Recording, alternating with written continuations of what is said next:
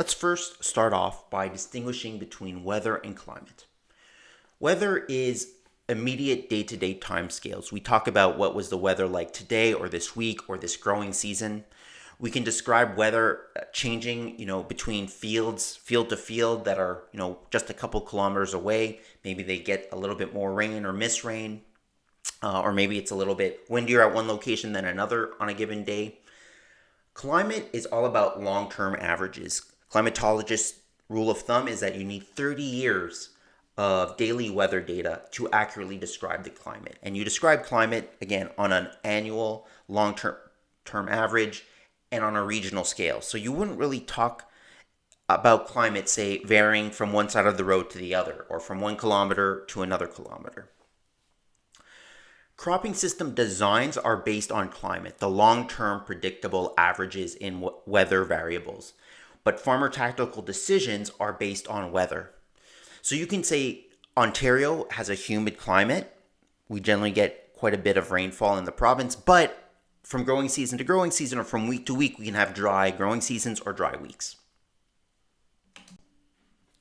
Here's some climate averages from around the world, based on about 30 years of weather data at each location. So let's first look at the top 3 rows, Guelph and Harrow, Ontario versus Calgary in, of course, Alberta. The prairies, and you can see in Calgary, are generally cooler. The growing season is shorter, and they get about half as much rainfall as Ontario does. And so clearly there's going to be differences in cropping system design, and the differences that exist are largely due to differences in climate. I also have Dakar, Senegal at the bottom over here, and you can see much warmer than anywhere else in Canada, obviously, and about 450 millimeters of rainfall. Not a lot of rainfall, and almost all of this rainfall falls within 4 months. This is typical of many tropical areas where you have a distinct wet and dry season, where rainfall really only happens in that wet season. And that is going to have a major implication on how cropping systems are designed. Basically, it's very hard to grow anything in the dry season unless you have irrigation. Another thing to note here is how day length changes over the growing season. And the change in day length over a growing season is magnified the further north you go. So in Guelph, Ontario, which we might not consider the far north, there's a 2-hour reduction in day length from June to August. So during the growing season, we're losing 2 hours of day length. This has a huge impact on crop productivity because, as you would think, photosynthesis at the canopy level is strongly related to how long the sun is in the sky. In Senegal, Dakar, day length changes by 1 hour from 13 to 12 hours over the whole year. Okay, so we have over a 12-month period, a 1 hour difference in day length between the longest day in June and the shortest day in December. In Ontario, we have a 2-hour reduction just in basically between June and August. Okay, and it's much larger than that when we look at between June and December, how day length changes. So this will also have a huge impact, as we'll talk about, on cropping system design, how day length changes. In Ontario, there are 3 key climatic regulators of cropping system design and then tactics in terms of crop management.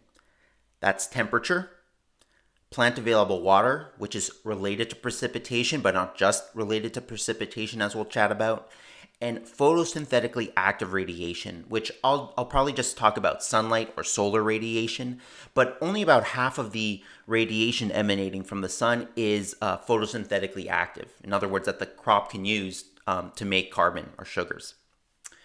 There's other climatic regulators of cropping systems. Relative humidity is important if you're thinking about disease, pressure, and risk of disease emergence.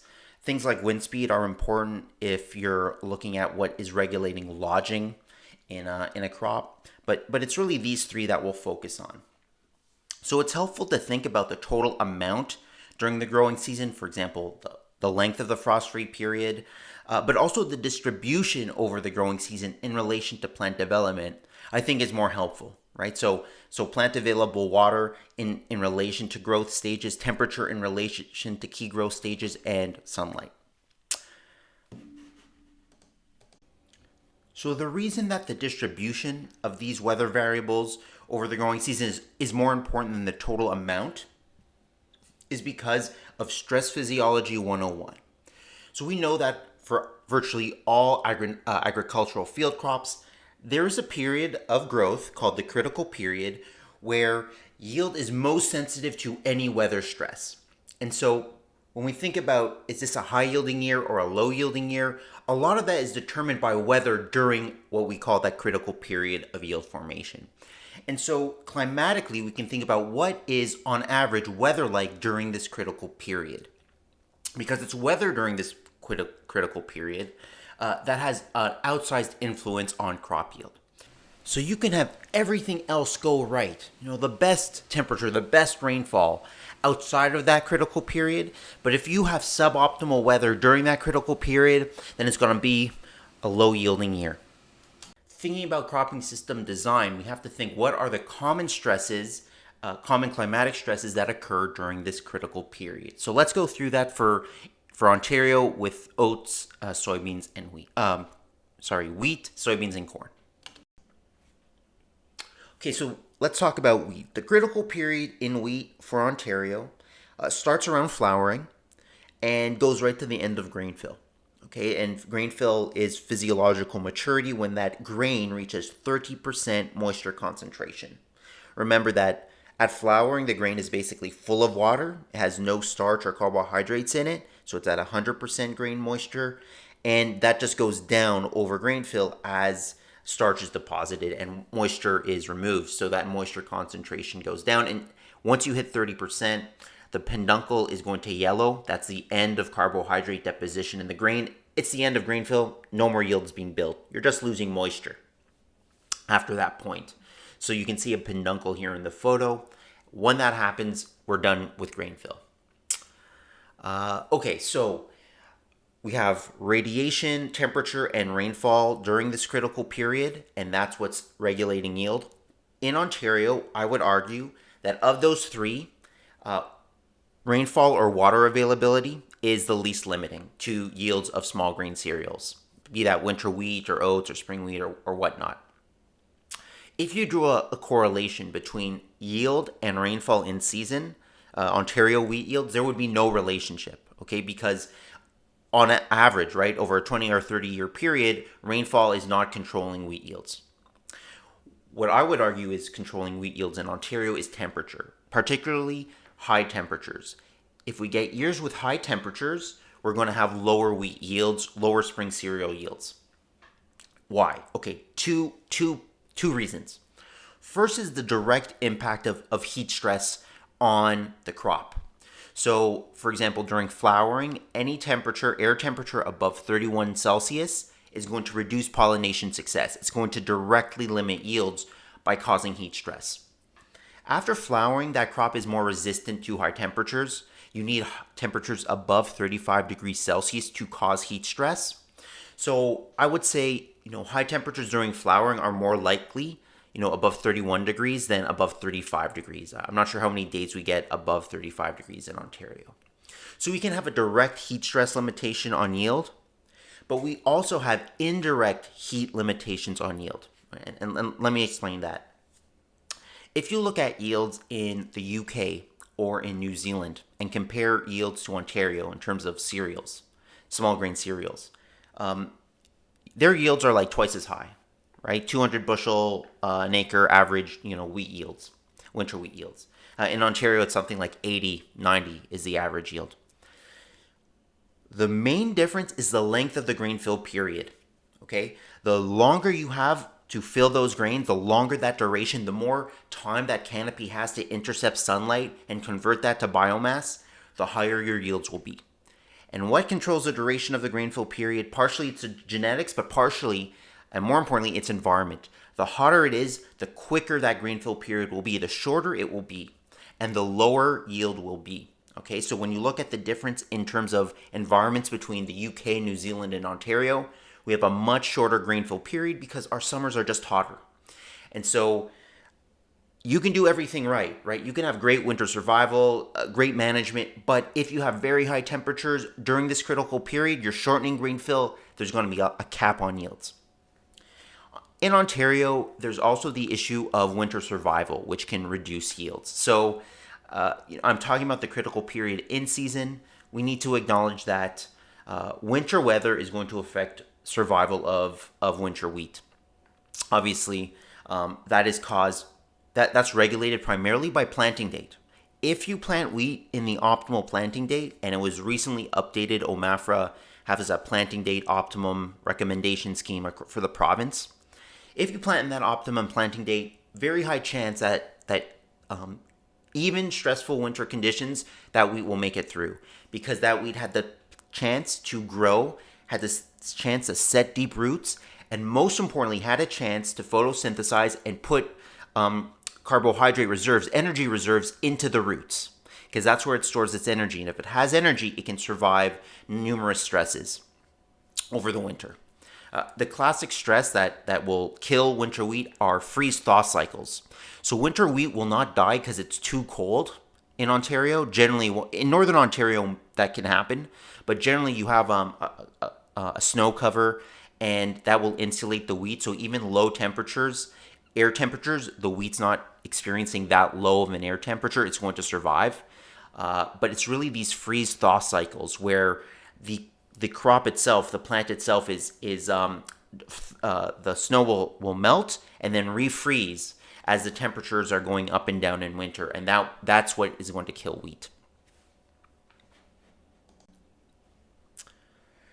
So the critical period for corn in Ontario is a roughly 30-day period centered on silking. So it starts roughly 15 days before and ends roughly 15 days after silking. Some people may quibble, they'll say it's 10 days before and 20 days after silking, but the bottom line is that this critical period is centered on silking. Now, of the weather variables we're talking about, right, temperature, radiation, and precipitation, what's most important? As I'm going to argue, it's going to be rainfall and radiation, but I'm going to get to that in a second because So I am going to argue with evidence that it's really rainfall and radiation, and the trade-off between those two that is going to help determine yield in Ontario corn. And it's radiation and rainfall around this critical period. I'm going to talk in more detail about that later because this interaction is important to unravel. But suffice to say that it's weather during this period that's going to largely determine yield in Ontario corn.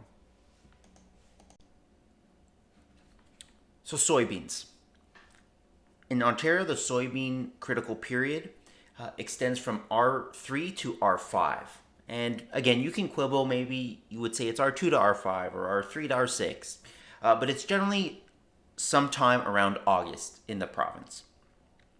So soybeans are unique because flowering is indeterminate. So unlike wheat or corn, there's not like a specific time where that crop will flower, like over a period of week. Flowering occurs over 3 to 5 weeks rather than, a number of days. So flowering extends from R1 to R5. Stress after R1 will reduce pollination success and increase pod abortion. But the key here is that because flowering occurs over 3 to 5 weeks, any stress that interrupts earlier flowering, be that water, radiation, or temperature stress, that can be fully compensated by later flowering, during R3 to R5. And so if you have stress around R1 and R2, that can be compensated by flowering later, again, because flowering occurs over a number of weeks. But during the later half of flowering, during R4 to R6, when pod development's happening, right? Any flower abortions that occur during this time cannot be compensated for because flowering is basically complete. The later that weather stress occurs, remember, temperature, radiation, or rainfall, precipitation, the harder it is for that crop to compensate. So this is just an example of what something like a rain stress or a lack of rainfall can do to soybeans. So this is actually at the Elora Research Station comparing irrigated versus non-irrigated soybeans in the 2012 growing season. This was quite a dry growing season for Ontario. Some soybeans were irrigated. Just look at the two crops at the end of August. Again, this is the end of the critical period, roughly the end of the critical period for soybeans. And you can just look at leaf greenness, the canopy greenness, right? One would expect that those irrigated soybeans are intercepting more radiation, that they have higher radiation use efficiency, and therefore they're growing more. And so they're growing more during the critical period, they're going to have higher yields. So, of the temperature, radiation, precipitation, what's limiting yields, soybean yields in the province? Here, I would say it's usually rainfall, radiation, and it can also be temperature. So, it's kind of all three that are important in Ontario. One thing about radiation interception.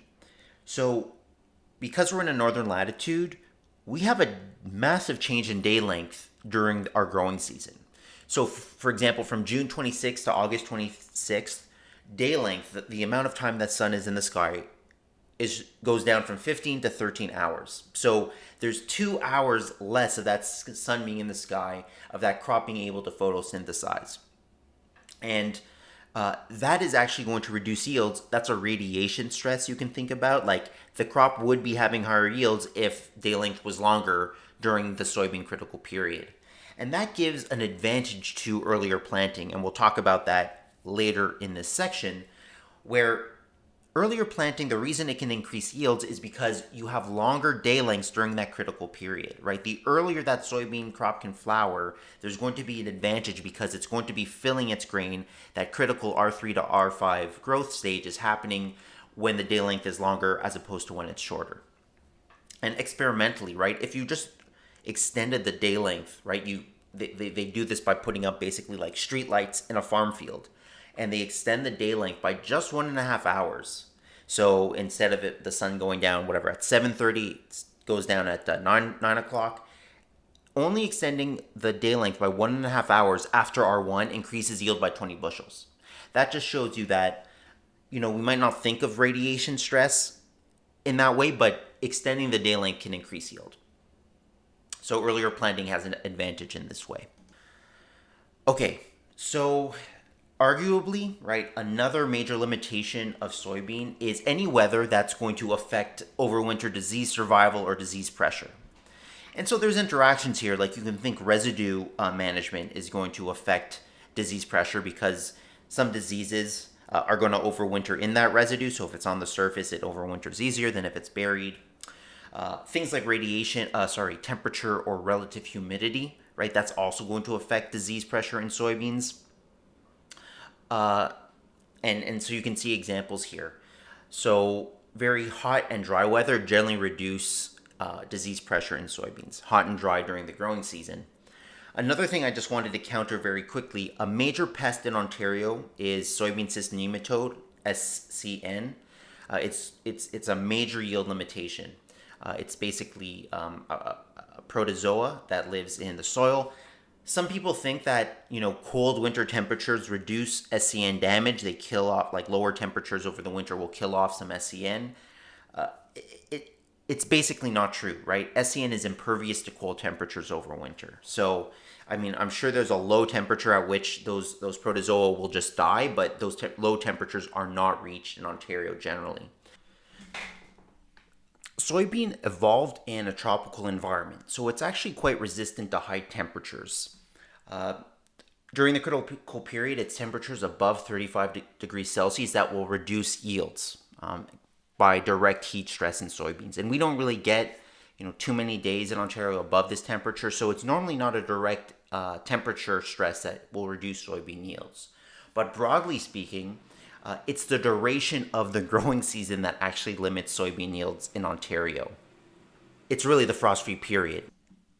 As an example, farmers in Missouri, much further south than Ontario, much warmer, longer growing season, they can double crop soybeans. So grow soybeans after winter wheat harvest and still achieve yields in the 40, 45, 50 bushel range. That's slightly lower than the Ontario soybean yield average, but keep in mind in Ontario, that's full season soybean yields, not double crop soybean yields. And so this shows you the power of the length of the growing season, the frost-free period, to determine cropping system productivity. Fundamental to my argument in this lecture is that we are primarily concerned about any stress, abiotic or biotic, that occurs during the critical period of yield formation in our major field crops in Ontario, right? It's crop growth during this time that is going to ultimately regulate final grain yield. And so anything that disturbs crop growth, especially weather, is going to also reduce grain yield. There's a fair, criticism, or you can argue, we'll say, hey, look, there are stresses, abiotic, biotic, weather, whatever, that reduce yield even when those stresses are experienced outside of the critical period. And so how critical is the critical period if we have stresses that occur outside of it that are still reducing yield? What I'm going to argue now, I'm going to make two arguments. First regards early season stresses. Early season stress, I argue, has a ripple effect. And this ripple effect is essentially, yes, the stress occurs early in the season, but its ultimate effect on yield is because it's going to reduce crop growth during that critical period. It's like a ripple effect. So yes, the stress occurs earlier, but its effects are felt in terms of yield reductions because that early season stress will reduce crop growth during the critical period. So that's the first part of my argument. And let me just give a quick example here where we're looking at a classic early season stress, the critical weed-free period. So the critical weed-free period is a classic early season stress, and it's a concept you've probably seen before in a prior class or in a prior internship during work. The gist of this, in a nutshell, is that for almost all field crops in Ontario, weeds have to be controlled during the first 3 weeks after emergence, so the first 0 to 21 days, or else there will be a yield reduction. Generally, the presence of weeds after 21 days, after 3 weeks post-emergence, is not going to reduce yield. So this is by definition an early season stress because you need weeds present in those first 3 weeks. In any case, this has been studied, this critical weed-free period, for multiple crops. You can see an example in quinoa. This is quinoa in Ontario. And the critical weed-free period for quinoa is about 16 days. You can see on the graph on the right. Anyway, the question I want to ask is, how does weed interference reduce yields, right? How does weed presence in those first 3 weeks ultimately reduce yield? As I will show you, it's because we end up with this ripple effect during the critical period.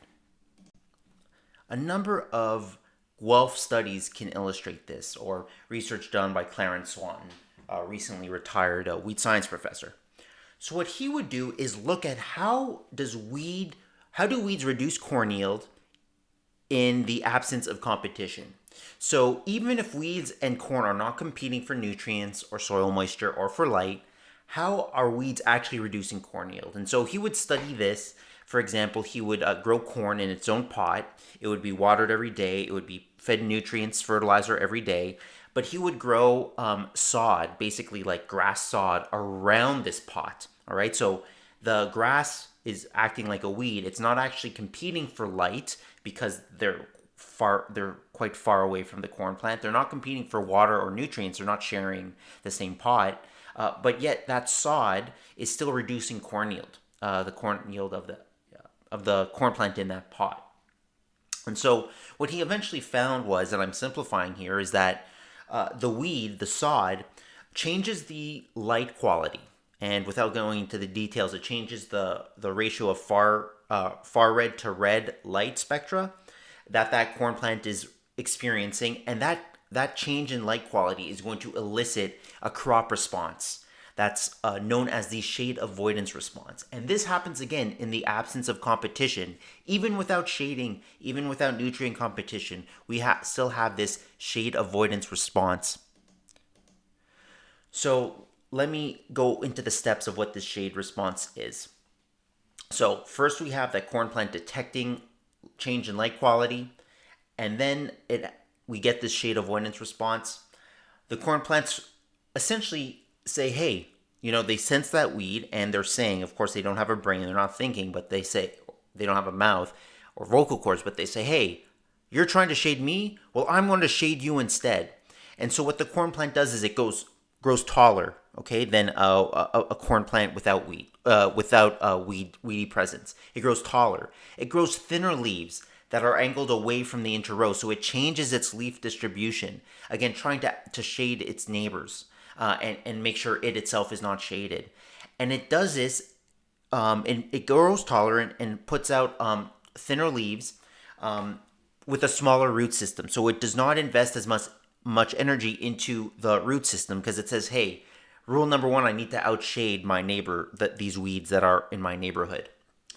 So we end up with a smaller root system, a canopy that is intercepting less light, lower radiation use efficiency. That will ultimately reduce crop growth during the critical period. And that's what is going to reduce yield.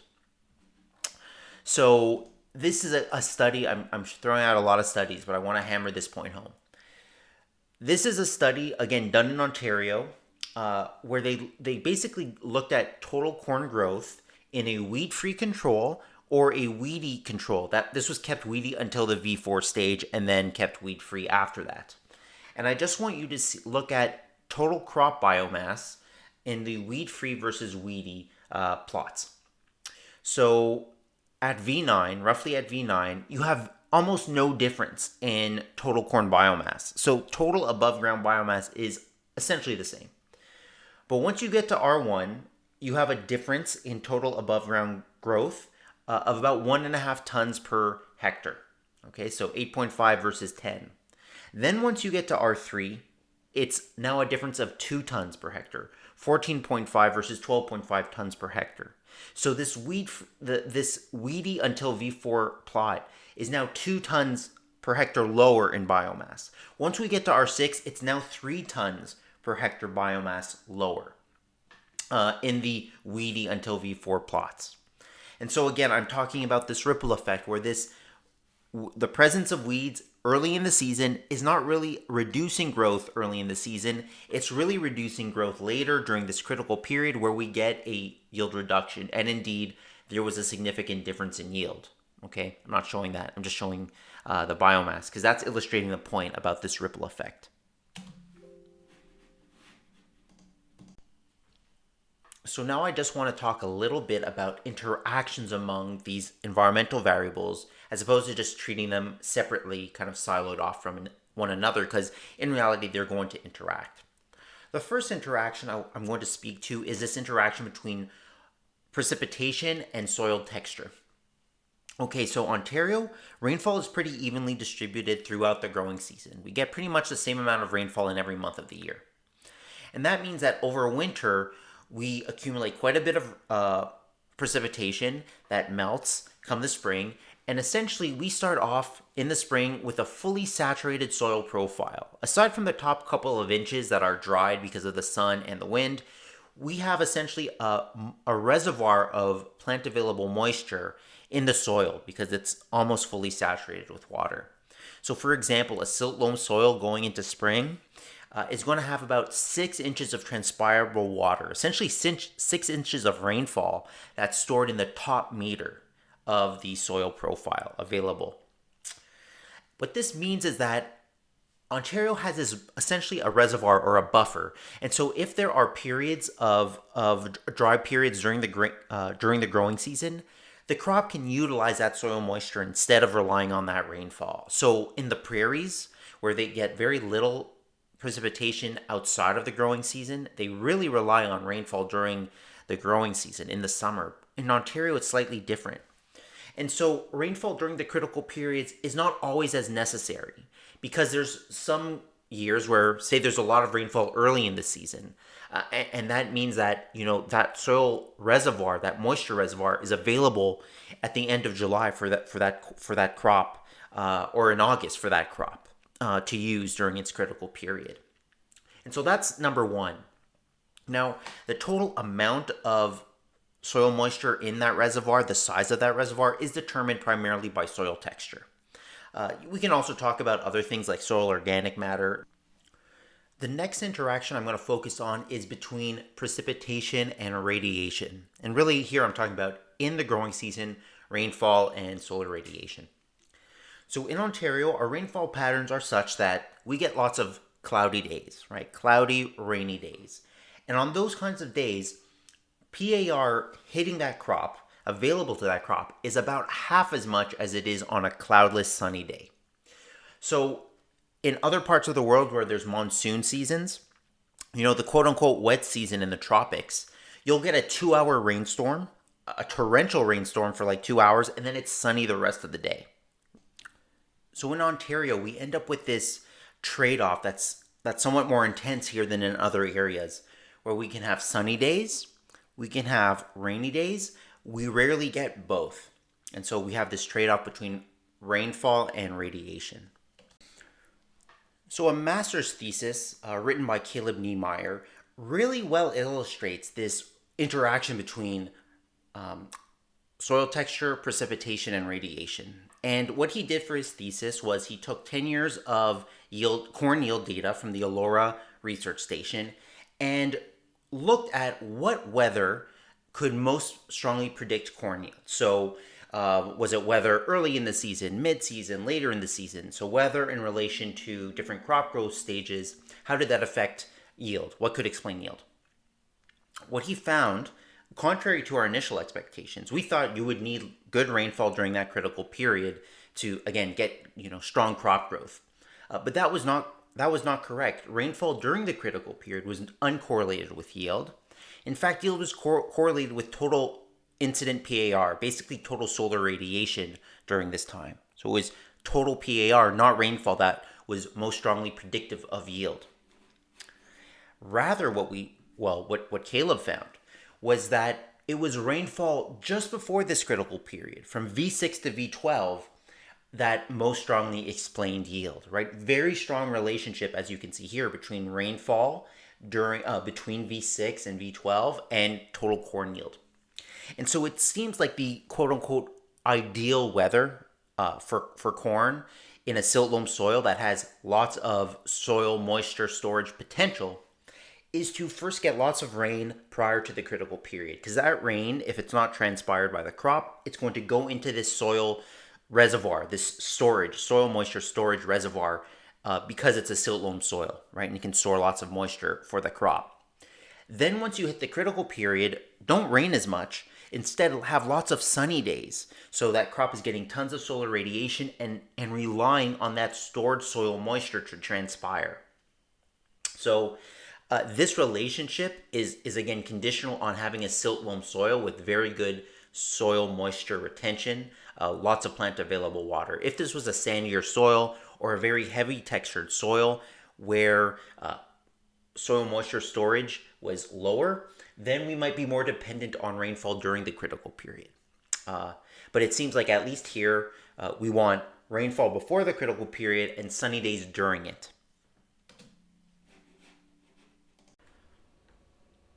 Let me wrap up this first part of the lecture with a bit of a summary of cropping system weather, or climate variables 101.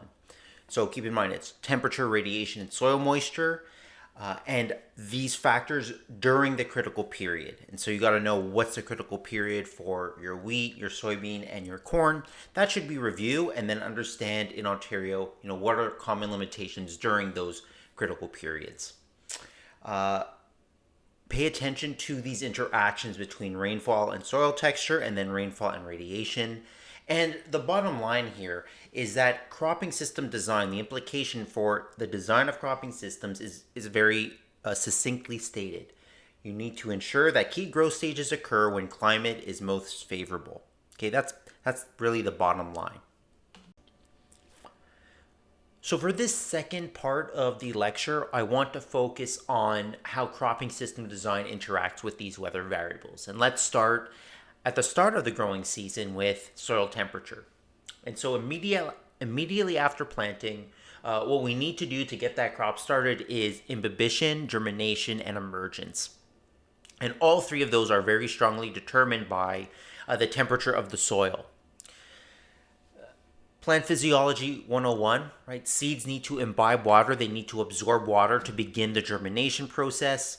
When the germination process gets started, we have initial radical emergence. So we have leaves as well as roots starting to grow initially. And emergence starts or is complete when the leaves are visible above the soil surface. the bottom line is that soil temperature, the colder soil temperature is, the longer each of these processes take. So during these processes, cold soil temperatures can cause chilling injury. Okay, so if temperatures are too low at certain points of the imbition, germination, and then emergent stage, we can have a chilling injury. Secondly, because soil temperature lengthens the duration of these processes, we can also get like an indirect effect. So cold soil temperatures, because they delay emergence, they make those seeds more vulnerable to predation. And so the bottom line here is that colder soil temperatures are going to reduce plant populations. They're going to reduce emergence, because either we get chilling injury or we get something like seed predation or a disease of some sort infecting the seed before it can emerge. So low soil temperatures are not ideal, but it's what we have to face in Ontario. We'll talk a little bit about that in a second. Soil temperatures also regulate early season crop growth. That's especially true when the growing point, the meristem, is below the soil surface. But soil temperatures also have a strong effect on root extension. So early root growth is influenced by soil temperature. Again, the colder the soil temperatures are, the slower growth is. So in Ontario, obviously this depends year to year, but on average, a spring soil temperature the first week of May is going to be around 8 degrees Celsius on average. Now this is going to fluctuate. Even at 2 inches depth, it'll go up to 16 degrees during the day and then down to 4 degrees Celsius at night. But on average, it's 8 degrees Celsius.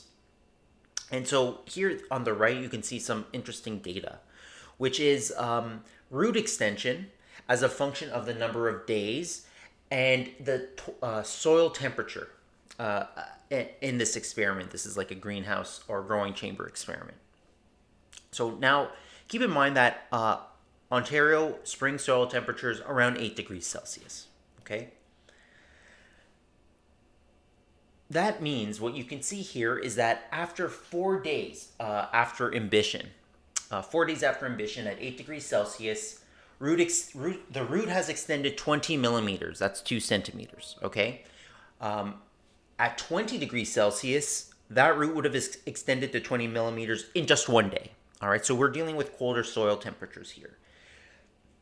Keep in mind, if you have a starter fertilizer band that's 2 by 2 bands, so 2 inches below and 2 inches to the side of that seed trench, well, that means that starter band is about 70 millimeters away. And so you are still, that root is still quite a ways away in 8 degrees Celsius, 4 days after planting, okay, from that starter band. And so this is actually a key component of cropping system design, right? Dealing with this slow root growth.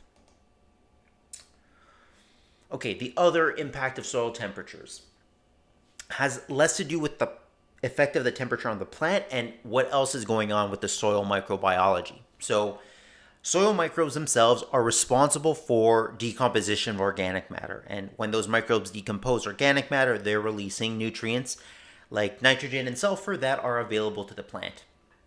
Cooler soil temperatures are going to reduce mineralization rates. Okay.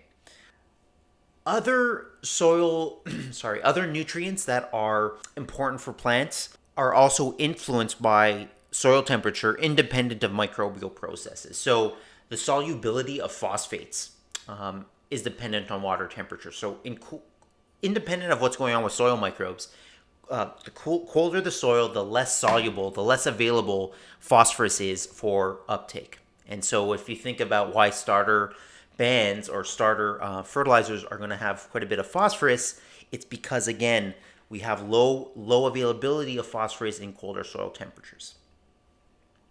Going back to the crop or the plant, colder soil temperatures make the root membrane less permeable. Okay, so the overarching kind of bottom line take-home message is that cold soil temperatures are not great, but they're what we have to deal with in Ontario because we want to lengthen the growing season. Okay, so soil temperature effects on cropping system design. Number one would most certainly be planting date. So there's always a balance between planting too early, having problems with establishment and low plant populations, versus the benefit, the potential benefit of an earlier planting increasing yield by lengthening that growing season. So there's always a trade-off here. What I would say is that the evidence in Ontario suggests that the limitation on planting date is not so much soil temperature as it is soil fitness. Okay, so something like soybean or corn, they can withstand pretty low soil temperatures. I mean, it's better if soils are warmer, don't get me wrong, but soil fitness is probably more important. And we'll talk a little bit about that, but certainly soil temperature is going to influence planting date. Also, crop choice in early planting situations. Going to the extremes, you can think about frost seeding spring cereals like whatever barley, oats, or wheat. Evidence from Ontario shows that if there's the opportunity to frost seed, say in February or March, you can reliably increase yields of these crops by 25-30%. Okay, and that has to do with, again, lengthening that growing season and ensuring that the critical period of those crops happens in a more favorable environment earlier in the season when it's not as hot. So that's kind of an extreme. You would not think about frost seeding corn or soybeans. Again, this is a soil temperature issue as well. Those seeds would not survive. Those species are just not adjusted to those types of cold temperatures. But certainly in late April or early May, there's always a question of should you plant soybeans or corn in that kind of situation. I haven't seen enough data from Ontario to come to any solid conclusion. But that said, other agronomists might have done their own studies or have some other knowledge, and they might have their own opinions. But certainly, soil temperature is going to determine what crop species will get planted when. Cropping system management decisions can also influence soil temperature. And let's just focus really on what's going on in the seed trench. So the soil temperature that seed is experiencing. So we have soil temperature is obviously related to air temperature, but it's modified by soil moisture. So the wetter that soil is, the cooler it will be in relation to air temperature, and wind speed and solar radiation. And so wind is going to help dry the soil out, as obviously will sunlight. And so residue, which acts as a mulch, really, which reduces wind speed at the soil surface, which shades the soil from sunlight, well, that's going to increase soil temperature. And so if you're in situations where the seed bed has areas that are shaded by residue, areas that are without residue, so patchy, in other words, well, then seeds are going to be experiencing very different soil environments across that seed row, right? If they have some residue over them or near them or not. And so residue management will have a large effect. And that's also due to tillage. So tillage will dry out the soil versus no tillage, but also the effect of tillage in that seed row can be quite specific, right? For example, strip tillage. And I'm sure we're going to speak more about this in a later class. But tillage will certainly affect soil temperature experienced by that seed. Drainage, so tile drainage. Tile drainage allows for earlier planting simply by allowing, draining that water and making it, increasing soil fitness basically for planting. And so generally drainage is going to allow a farmer to plant into colder soils earlier in the season. And finally is seeding depth. And essentially the shallower that seed is planted, the warmer that soil temperature will be. Okay, so soil temperature goes down deeper in the soil profile. Again, somewhat intuitive. So farmers in northern Ontario, I know, will seed as shallow as possible. Okay, they're generally planting something like maybe oats, spring wheat, or soybeans. They're going to try to seed as early as possible. There's a real perception that they gotta take full advantage of the growing season. Their soil temperatures are quite cold. They need to get that seed, the crop, out of the ground. There are some negative effects of seeding too shallow. So while, yes, a seed planted shallow is going to be planted into warmer soil temperatures, well, that soil environment will probably be drier. It's going to be much more variable in terms of temperature. much wider fluctuations. It's going to be drier, so that's going to reduce imbibition.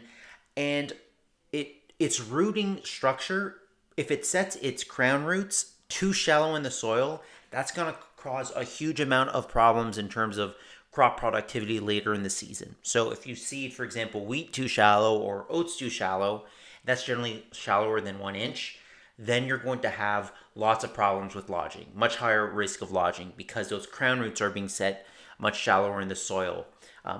Deeper set crown roots are just more resistant, at 1 inch or below, or allow that plant to be more resistant to lodging forces. That said, there is such a thing as too deep. So a lot of American agronomists will talk about perhaps the benefits of deeper planting.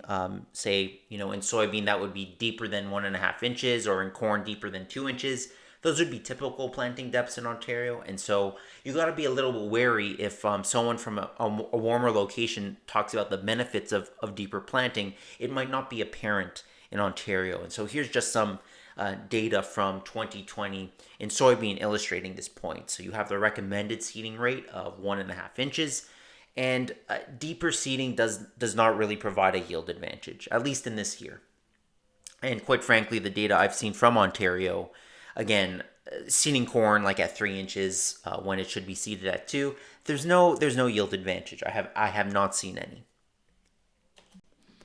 As someone who's done quite a bit of planting depth trials, again, not finding a huge difference in yield if you're going, shallower or deeper than what's recommended.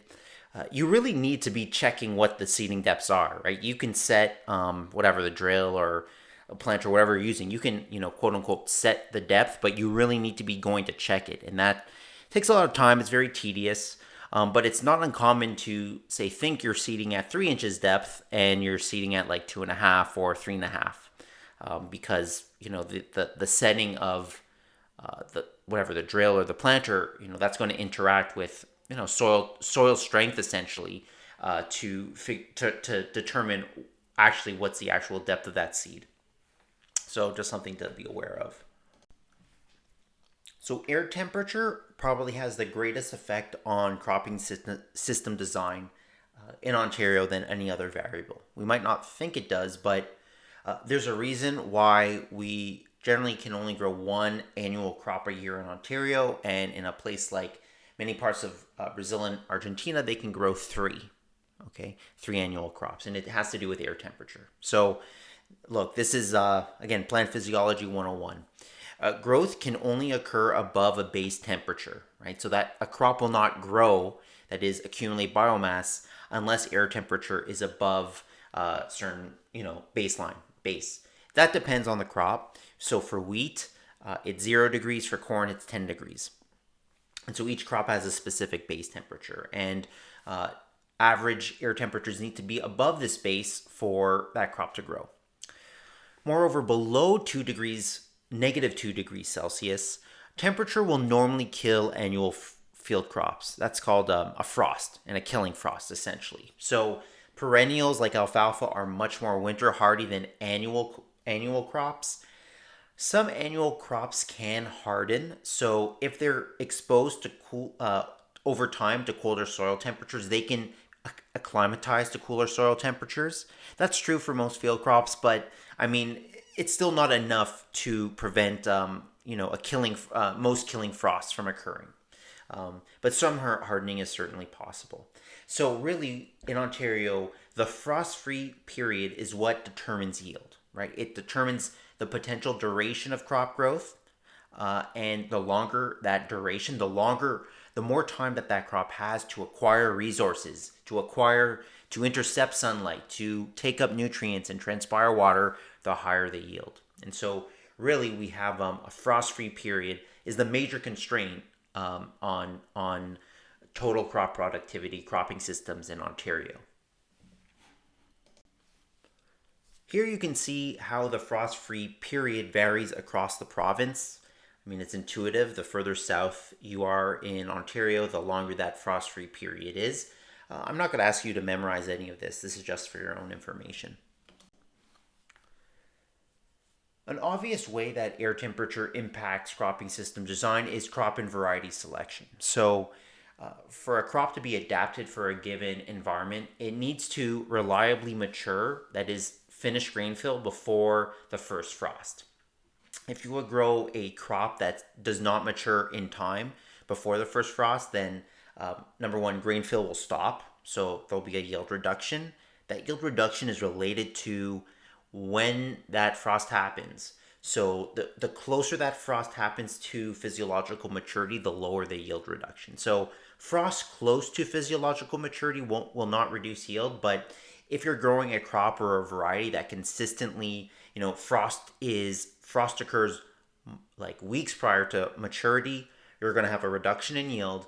That grain is going to be at very high moisture concentration. It's going to be a challenge for that grain to dry down after a frost.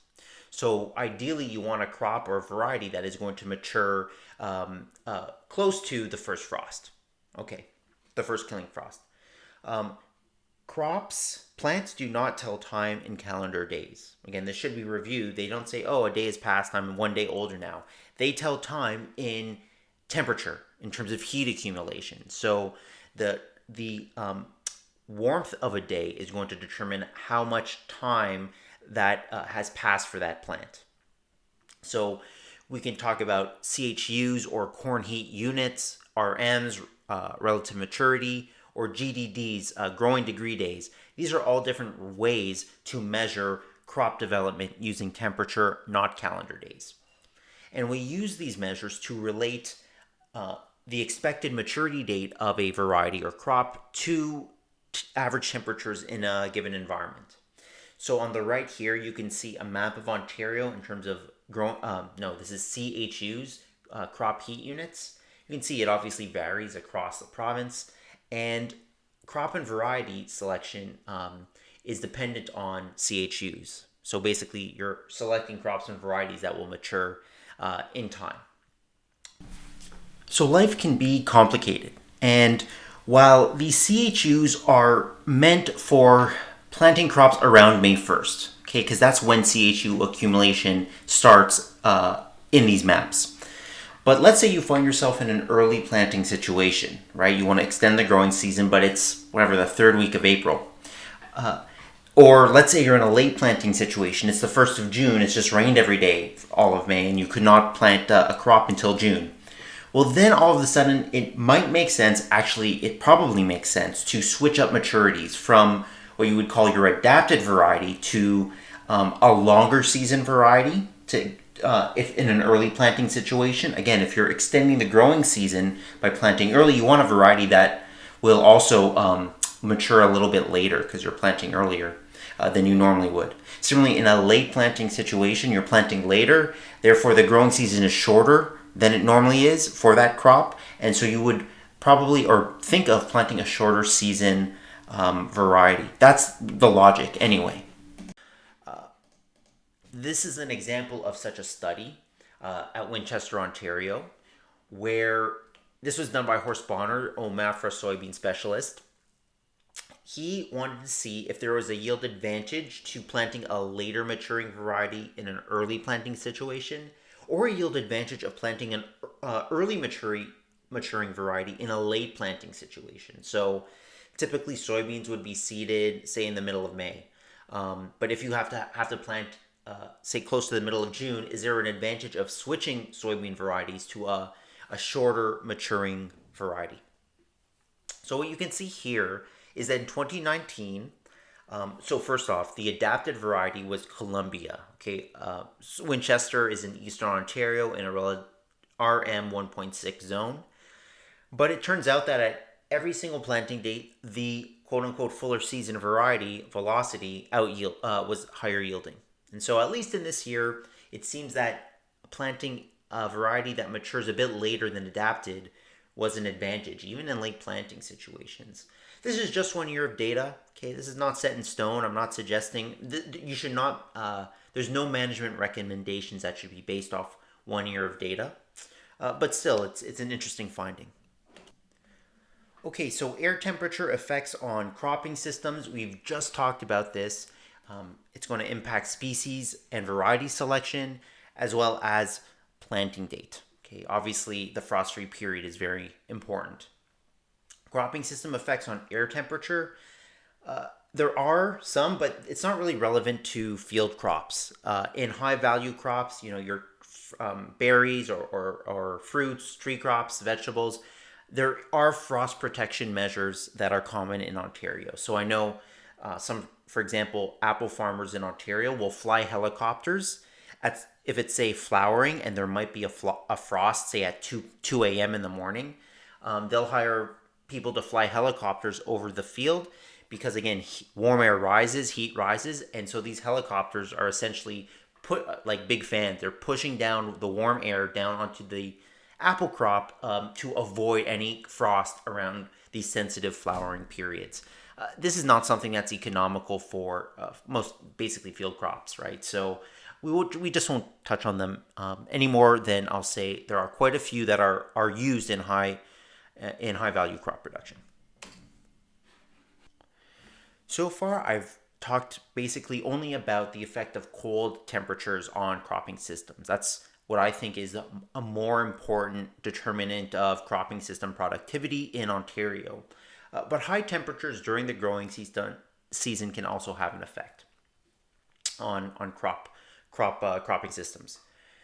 Corn and soybean do very well in warm temperatures. So they require fairly high temperatures to experience heat stress, and generally they respond well to your 30, 31 degree days in the middle of summer.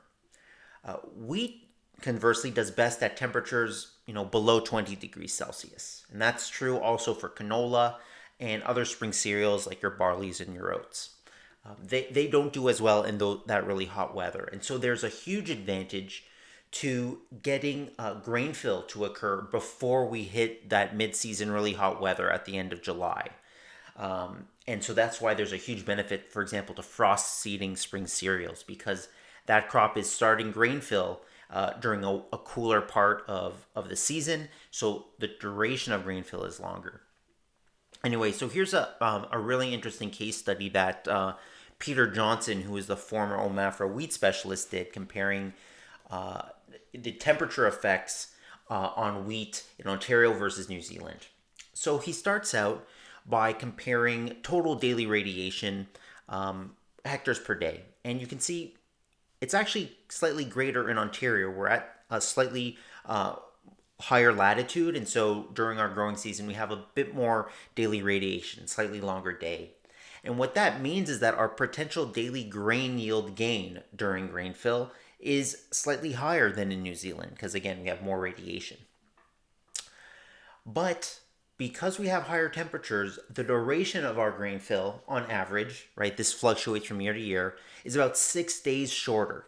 Okay, so we have a greater potential daily grain yield gain, but they have a greater duration of grain fill. And when you do the math, right, even though we have the slight edge on yield gain, they have a much larger edge on the duration of grain fill because their temperatures are cooler, and so they have a much higher potential yield. So let me now touch on how radiation influences cropping systems.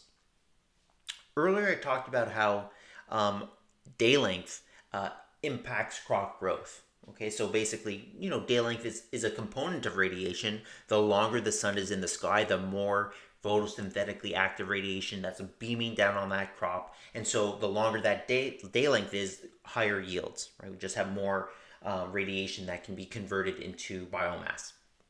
But day length or photoperiod also influences development, okay, crop development. So remember, there's this distinction between crop growth and crop development, right, from your earlier courses. And photoperiod also influences the initiation of reproductive development, or what we would call flowering. So crops can flower. In crop flowering time is in many crops strongly dependent on day length. So this is an example from Australia. This is a single canola variety planted at 3 different dates, and the planting date was arranged so that that crop would flower when the photoperiod was an hour different from the previous planting date. So we have 3 planting dates, and the photoperiod of flowering is 11, 12, or 13 hours long. Looking at days to flowering, right, we can see that from planting date of April 7th to July 2nd, we basically have the number of calendar days required to reach flowering. Now remember, crops do not tell time in terms of calendar date. If we look at that last column, you can see thermal time to flowering. So thermal time is more accurate for terms of how crops tell time. And you can see that again with a longer photo period from 11 to 13 hours at flowering. This canola had a much shorter time requirement to reach flowering. It flowered much sooner, right? 2,304 versus 1,423 degree days.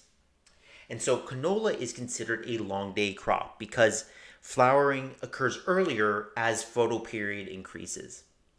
Soybean is a short day crop. It flowers earlier as the days grow shorter.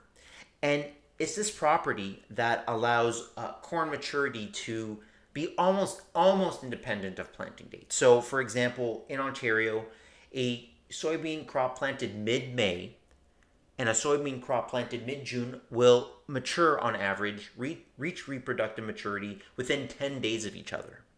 So you have a 30-day difference in planting and just a 10-day difference in maturity. And it's because as those days grow shorter, a soybean plant is going to flower earlier. And so that's essentially what's going on. So radiation effects on cropping systems. In terms of growth, crop growth, we want that critical period to occur when day length is longest. And so again, there's a benefit to earlier planting, in part because that critical period is occurring when days are longer. Okay. In terms of development, radiation is going to speed up the development of short day crops in Ontario as the day length grows shorter, but it's also going to slow down development of long day crops like canola, because again, our days are growing shorter and canola is a long day plant. So I would say that there's probably not a lot of, what we won't touch on in this course is cropping system impacts on radiation specifically. Okay folks, so we're almost done this lecture video. We've talked about radiation, we've talked about temperature. Let's go back to that last environmental variable, plant available water. We care about water because water allows for photosynthesis to occur. So again, plant physiology 101, leaves have stomates. Those stomates are open to allow carbon dioxide into the leaf. That carbon dioxide is then fixed via photosynthesis. It's fixed and turned into a sugar, and that it makes everything else. That's what plants do. But when that stomate is open, letting that carbon dioxide in, it's letting water out. And letting water out of stomates at the crop level is what we call transpiration. Okay, and transpiration is an inevitable consequence of keeping stomates open during photosynthesis.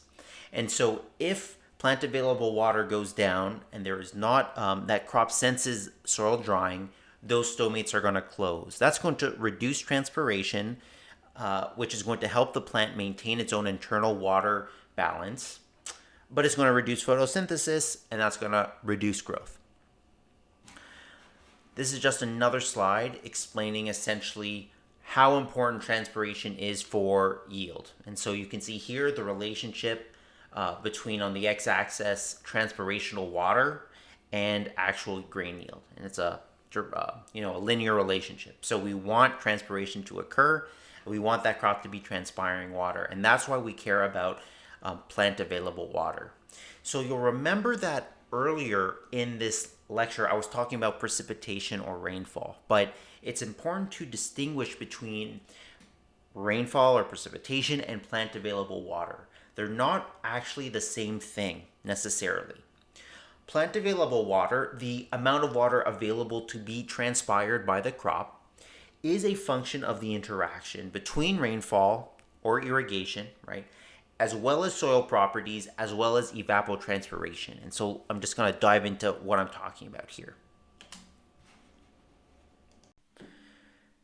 So we can think of a water balance of a farm field having one input, which is precipitation, and two outputs. We already talked about transpiration. There's also evaporation, which is just water evaporating off of the soil, not contributing to yield.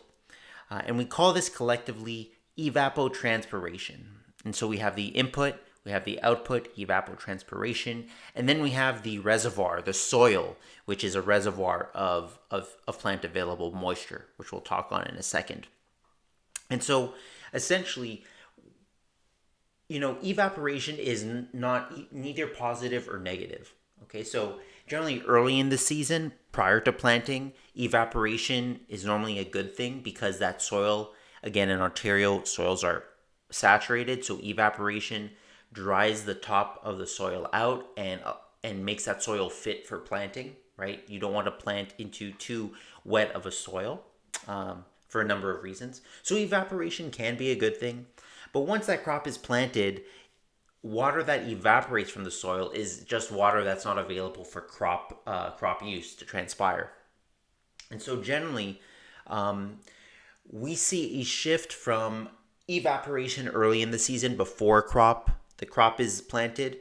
And as that crop grows and hits and it canopies, as it reaches a crop canopy and shades the soil from direct sunlight, we get a transition from evaporation being the main output of water to transpiration being the main output of water. So in any case, evapotranspiration, this balance between evaporation and precipitation is important. So in Ontario, when we look at precipitation versus evapotranspiration, precipitation exceeds evapotranspiration. In other words, water input is greater than water output until around May. And then June, July, August, and almost in September, evapotranspiration is greater than precipitation. So output is greater than input. And so how is that possible? Okay, so what that means is that during June, July, and August, that crop is relying on stored soil moisture to make up the difference. Because again, water output, evapotranspiration, is greater than precipitation. And so in Ontario, we rely on water in that soil, stored moisture. So what regulates stored soil moisture? And that's where soil properties become very important for a number of reasons. So the soil property that most strongly regulates water availability or the size or the potential size of this soil moisture reservoir in the soil is soil texture. And you can see here how soil texture influences plant available water. So we have field capacity and we have wilting point. And the larger the difference between those two, as you'll remember from soil science classes, the larger that difference, the more available water. So above field capacity, if percent soil moisture is above field capacity, that water can be taken up by the plant, but it's rapidly draining. That water cannot be held in the soil against the force of gravity. So it's just going to drain away. And so unless it's intercepted by the roots, it'll go out, percolate out of the root zone.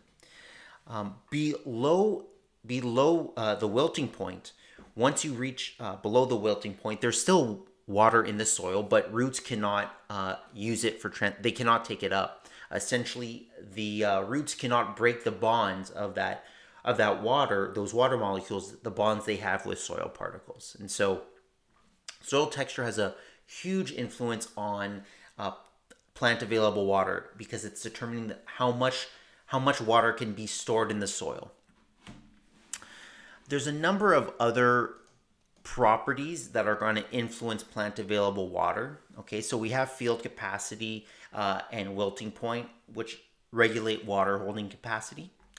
But we also have soil structure. So I've really talked so far about soil as almost acting like a sponge or reservoir, but also that soil has to be able to absorb water. Okay, because if you get rainfall, but that rainfall just runs off, well, I mean, it's leaving the field. It can't be transpired by the crop, and so you're reducing plant available water. And so, soil properties that increase infiltration of that rainfall, reduce runoff, that's going to increase plant available water as well. So, soil structure, pore size, and number is going to have a strong influence on plant available water.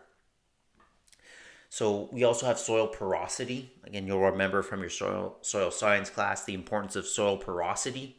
for, well, plant available water, but also just optimal crop growth and root development. And finally, soil organic matter influences on the above, right? So soil organic matter will influence structure, it'll influence porosity. It will not influence texture, but its influence on structure and porosity can increase plant available water. And any crop production practice, something like anything that will influence structure, porosity, or organic matter, I mean, tillage is a big one, that will also influence plant available water. And we're going to talk about tillage later in the course. So, we've talked about how soil properties are influencing plant available water, the size of the reservoir available for moisture storage. Now I want to talk quickly about how plant available water influences crop growth. And it does so mainly through four ways rather. And this goes back to two things I've said earlier. Number one, plant available water effect on crop growth is strongest during the critical period. And number two, plant available water, we can think of its effect on crop growth using this yield equation that I've introduced in an earlier lecture, and I'm sure you've seen in previous courses. So plant available water is going to affect leaf area index and therefore the percentage of intercepted radiation. Under water stress, leaves are going to be smaller, and so the crop canopy will intercept less sunlight, and there'll be a reduction in yield through that mechanism. Number two, even if it's absorbed, that radiation, under water stress, photosynthesis will be reduced. And so plant available water is going to influence photosynthesis at the leaf and canopy level. And so radiation use efficiency, you can think of that as canopy level, almost like canopy level photosynthesis. It's going to go down under water stress, and it'll go up if there's a lot of moisture. Okay, so that's the second. Third, plant available water is going to affect nutrient availability and uptake, and it's going to do that through two ways. Okay, the first way is a direct impact on soil processes. So plant available water influences microbial growth, and microbial growth is going to determine decomposition rates. Okay, so under drier conditions, you generally have a reduction in microbial activity and a reduction in decomposition, generally. But what you probably haven't heard, and this is the second way plant available water is influencing nutrient uptake, is the way that crops require, basically for crops to take up nutrients, that nutrient has to be dissolved in water. So if there's not a lot of water in that soil, nutrients are a lot less mobile. The root has a much harder time taking up different nutrients.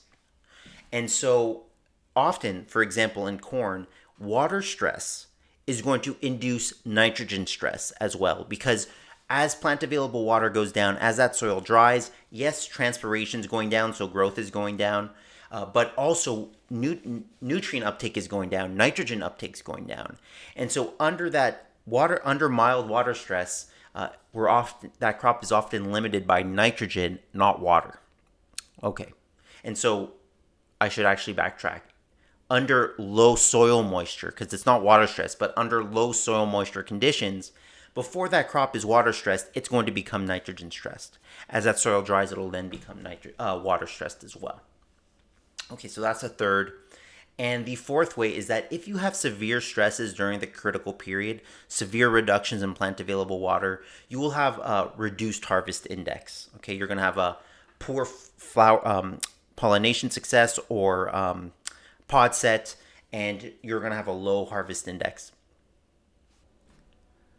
Okay, folks, we are almost done here. We just have to talk about the interactions between cropping systems and plant available water. So, plant available water is going to influence management decisions around crop selection and cultivar hybrid decisions. Not so much in Ontario, where rainfall is not the number one yield limitation in most years. I mean, it does limit yields, don't get me wrong. It's important to have water, like well-watered crops, and that's not always the case. There's usually a benefit to irrigating, supplemental irrigation.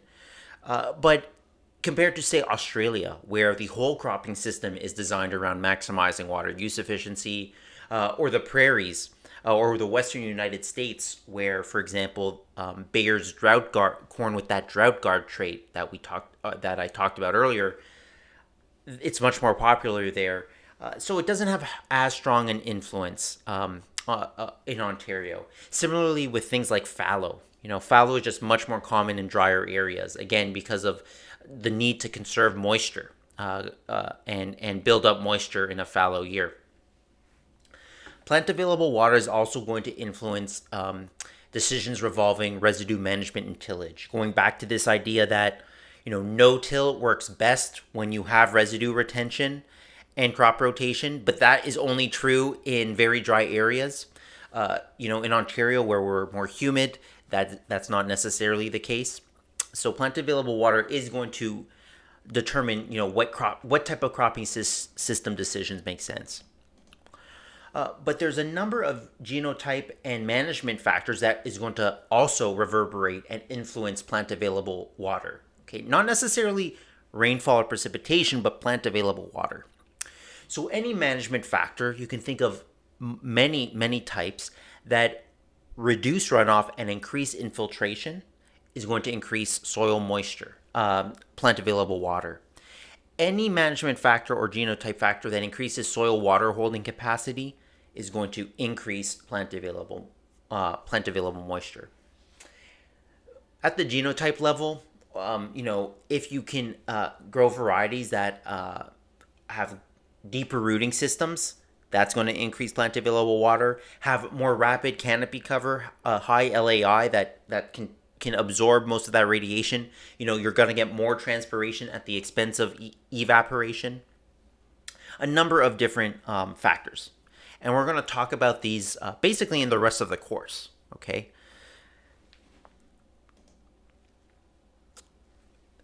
A couple of pointers just to conclude this presentation, and we're going to go into more detail in later lectures. But tillage can reduce soil moisture.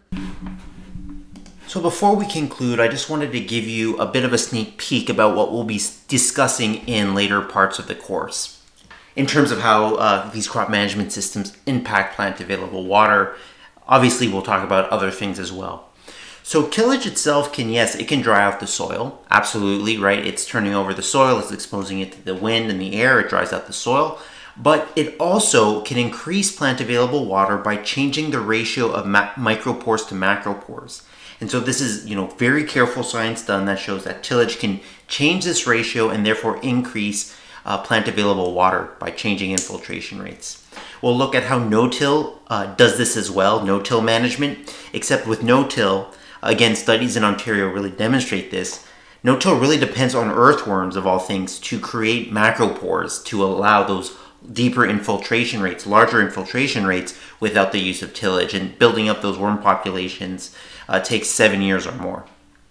We'll talk again, the science of how residue is going to influence plant available water. We're going to get to the bottom of how soil organic matter changes available water. So in your soil science courses, I'm sure everyone talked about organic matter. Let's look at the evidence from an unbiased standpoint, right? I'm not a soil scientist. I'm just looking at the effect of soil organic matter on crop yields. And there's some good studies that we'll talk about. We're also going to go into compaction. And so again, what is compaction doing at the scientifically when we're looking at the soil? What is compaction doing? How is it affecting crop growth? How is it affecting rooting depth? How is it affecting infiltration? And this is what we're going to do for the rest of the course.